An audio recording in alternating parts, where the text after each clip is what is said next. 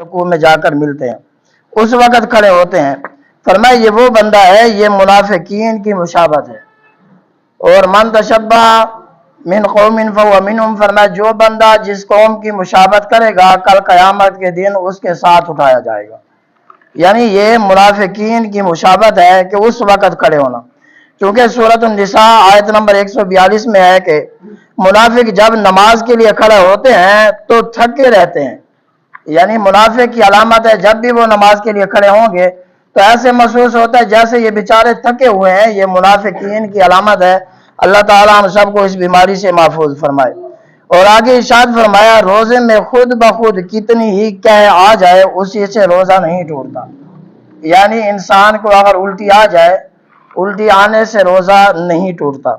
اور اگر روزہ یاد ہونے کے باوجود جان بوجھ کر جو بندہ کہہ کرتا ہے کہ روزہ مجھے بڑا لگ رہا ہے، جب الٹی آ جائے گی تو روزہ ٹوٹ جائے گا۔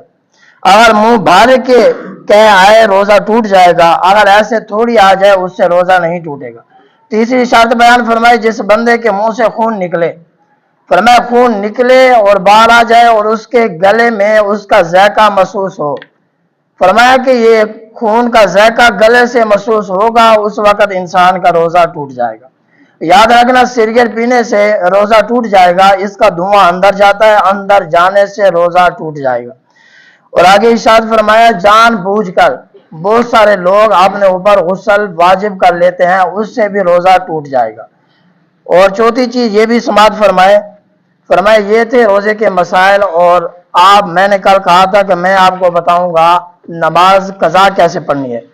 بہت سارے لوگ جو نوافل پڑھتے ہیں نوافل کا ثواب کم ہے، قضا نمازوں کا فرض زیادہ ہے، ثواب زیادہ ہے۔ اس لیے مفسرین کرام نے فرمایا کہ جب بھی آپ نماز پڑھیں تو آپ پہلے اپنی قضا نمازیں ادا کریں، نوافل نہ پڑھیں۔ نوافل آپ 70 رکعت پڑھیں گے، فرمایا اس کا ثواب کم ہے، قضا نماز جو ہے وہ 2 رکعت پڑھیں گے، اس کا ثواب زیادہ ہے۔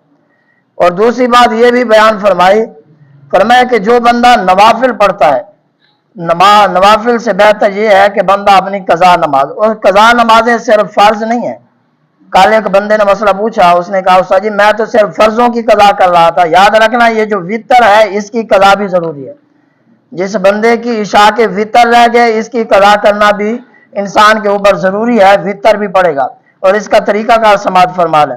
فرمایا جس بندے کی زیادہ نمازیں قضا ہیں 1 سال کی 2 سال کی، تو اس کے لیے یہ ہے، فرمایا وہ بندہ نماز کی نیت کرے گا، نیت کرتے ہی الحمد شریف شروع کر لے گا، الحمد پڑھے گا، سورت ملائے گا، اس کے بعد جب رکوع میں جائے گا سبحان ربی العظیم 1 مرتبہ پڑھے گا، کھڑا ہوگا، کھڑے ہونے کے بعد سجدے کے اندر سبحان ربی الاعلیٰ 1 مرتبہ پڑھے گا۔ اس طرح جب دوسری رکعت میں کھڑا ہوگا تو پھر بھی ویسے یہ 2 رکعتوں کے اندر سورت پڑھے گا، فاتحہ سورت ملائے گا۔ اور 4 رکعت والی نماز ہے، آخری 2 رکعتوں کے اندر وہ صرف یہی پڑھے گا الحمدللہ رب العالمین، مکمل سورت بھی نہیں پڑھے گا، سورت تو ویسے نہیں ملاتے، آگے سورت فاتحہ مکمل نہیں پڑھے گا، صرف یہی آیات پڑھے گا، اس کا فرض ادا ہو جائے گا، زیادہ نمازیں ہیں۔ اور جب اتحیات میں بیٹھے گا اس وقت وہ بندہ صرف اتحیات پڑھے گا، آگے اللہم صلی علی محمد وعلی آل محمد یہاں تک پڑھ کے سلام پھیر دے گا، فرمایا اس کی نماز ہو جائے گی۔ اور یاد رکھنا قضا نمازیں کسی صورت میں معاف نہیں ہیں۔